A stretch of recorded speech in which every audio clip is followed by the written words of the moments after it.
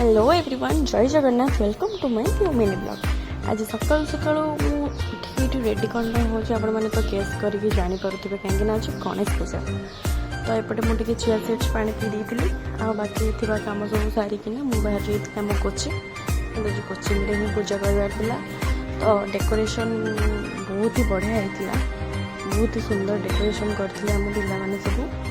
Then मत एपटे दिखाई फूलमाल गुंथापी मुझे फूलमाल बसिकना गुंथुली।